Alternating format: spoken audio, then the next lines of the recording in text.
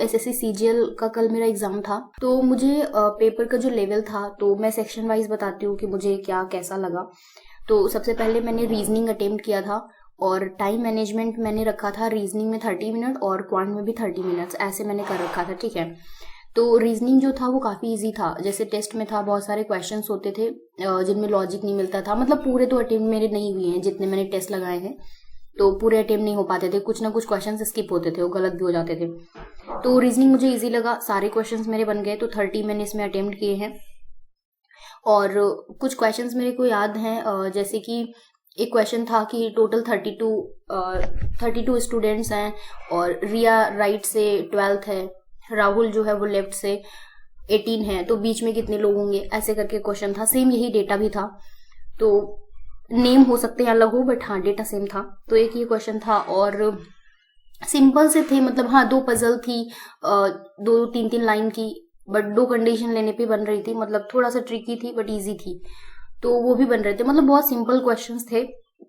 Mirror image से related था, जिसमें अल्फाबेट्स और नंबर्स दिए गए थे।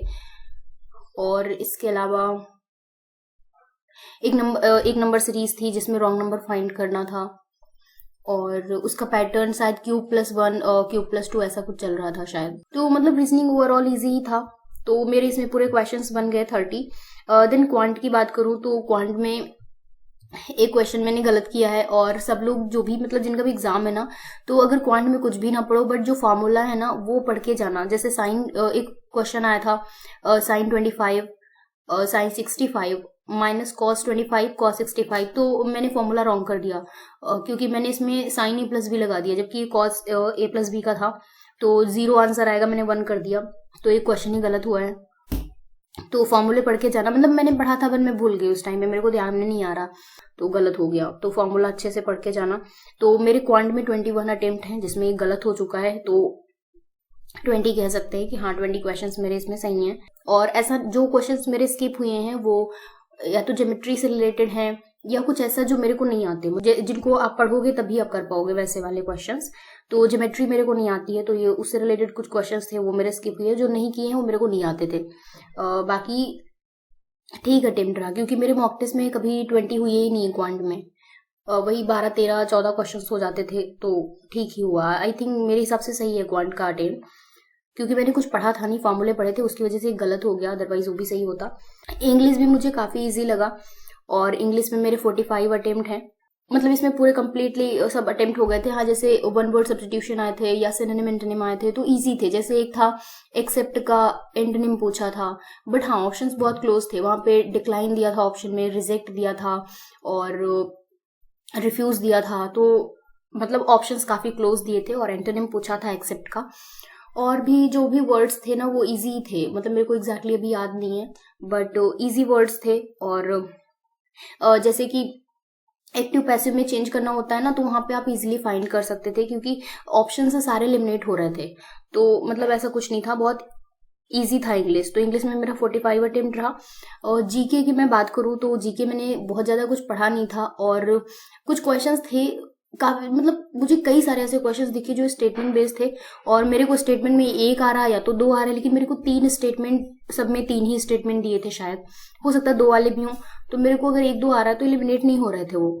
तो फिर मैंने जीके में सिर्फ 10 अटेम्प्ट किए हैं, और मुझे लग रहा है मैंने 10 अटेम्प्ट किए हैं वो सही होंगे, क्योंकि अगर ज़्यादा करती तो गेस वर्क करना पड़ता, बट मैंने 10 ही अटेम्प्ट किए जो मेरे को आ रहे थे। तो ये इतना मेरा ओवरऑल अटेम्प्ट रहा, तो मेरा टोटल 106 हो रहा है। इसका मतलब 318 मार्क्स का, बट 4 नंबर तो वैसे ही कम कर लूँ क्योंकि क्वांट का क्वेश्चन गलत किया है। तो मतलब 300 प्लस हो रहा है स्कोर, देखते हैं क्या रहता है। बाकी टाइपिंग में मेरा 1919 वर्ड टाइप हुआ था, और बस यही मेरा ओवरऑल एग्जाम रहा। और आप लोग बताइएगा कि आपका कैसा रहा, अगर आपका कल था, आज है, तो बताइएगा कि कैसा एग्जाम गया है। तो जीके में क्वेश्चन था, जैसे होता है खून का थक्का नहीं बनने पे कौन सा विटामिन की कमी की वजह से होता है, तो मैंने विटामिन के यहाँ पे टिक किया था, तो शायद विटामिन के ही होगा, अभी मैंने क्रॉस चेक नहीं किया है। तो ये वाला क्वेश्चन मेरे को याद है, और इसके अलावा तो क्वेश्चंस मेरे को याद नहीं आ रहे, बट मतलब इजी क्वेश्चंस थे, एग्जैक्ट क्वेश्चंस मेरे को याद नहीं आ रहे हैं।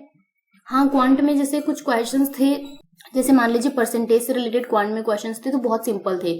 एक था क्वेश्चन, कुछ का डिस्काउंट देके इतने में बेचा गया, तो उसमें मार्क प्राइस निकालना था, तो सिंपल है। तो इस टाइप का क्वेश्चन था क्वांट में। तो और भी मतलब इजी क्वेश्चंस थे, बिल्कुल बेसिक क्वेश्चंस थे क्वांट में जो वर्ड प्रॉब्लम से रिलेटेड थे।